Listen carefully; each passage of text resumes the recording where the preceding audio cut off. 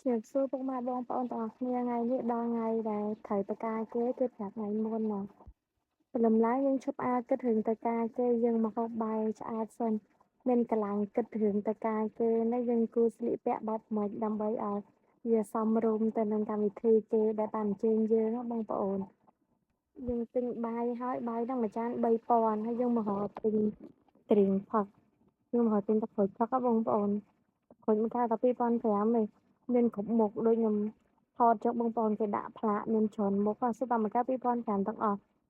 លក់ថោកៗហើយឆ្ងាញ់ណាបងប្អូនមិនថាលក់ថោកហើយអត់ឆ្ងាញ់ទេណា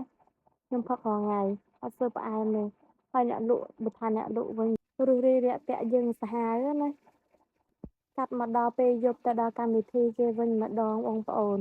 ខ្ញុំអត់បានថតអាពេលខ្ញុំទៅផាត់មុខអាពេលខ្ញុំរៀបចំខ្លួនទេដោយសារតែខ្លាចវីដេអូនឹងវែងពេកចុះគ្រាន់តែផាត់មុខនឹងរៀបចំកៅអៅពាក់នឹងគៀបសក់គៀបអីហ្នឹងចង់5ម៉ោងបងប្អូនមិនទៅហើយបានប៉ុណ្្នឹងម្ហូបគេឆ្ងាញ់ហើយច្រើនមានប្រហែល6 7មុខខ្ញុំភ្លេចបាត់ហើយបងប្អូនថតអត់បានអង្គថតបានតែ3 4មុខបាទចាំឆ្ងល់ថាម្ហូបការគេឆ្ងាញ់អត់ទេបងប្អូនមើលតែមាត់ខ្ញុំហូបតែដឹងហូបបដាថតបដាហើយឆ្លៀតអោនមកប្រាប់កាមេរ៉ាថាម្ហូបនេះឆ្ងាញ់និយាយថាឆ្ងាញ់ណាបងប្អូនឆ្ងាញ់របស់គេ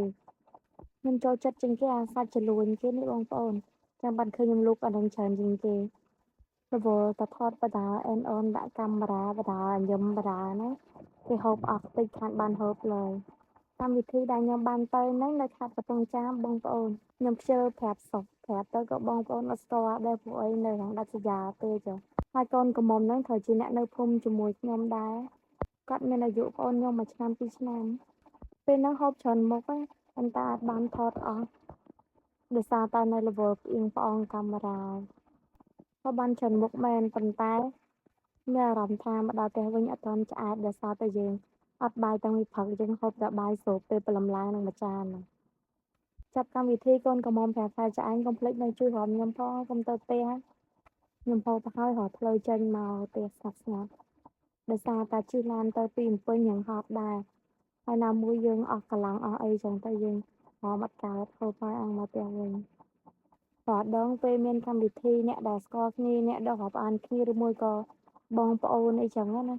យើងនៅជួយរំដល់ចប់កម្មវិធីហើយខ្ញុំក៏ចូលចិត្តរំដែរបងប្អូនតែឥឡូវដោយសារតែនេះយើងហត់ពេកទៅអត់មានកម្លាំងបន្តទៅមុខទៀតទេគឺយើងទៅមានតែទៅផ្ទះហើយរកផ្លូវទៅផ្ទះលួចតិចគេចេញមកខ្លាចគេចាប់កម្មវិធីចាំយើងប្រាប់គេថាមកពីយើងអត់សូវស្រួលខ្លួនបានយើងអត់បាននៅដល់ចប់ចុងវីដេអូកលេសឆ្វេងកលេសស្ដាំចង់ដឹងថាផាត់មុខមិនដែរស្អាតអត់ហើយក៏អរគុណទៅដល់បងប្អូនទាំងអស់គ្នាដែលបានចូលទស្សនាវីដេអូរបស់នាងខ្ញុំតាំងពីដើមរហូតដល់ចប់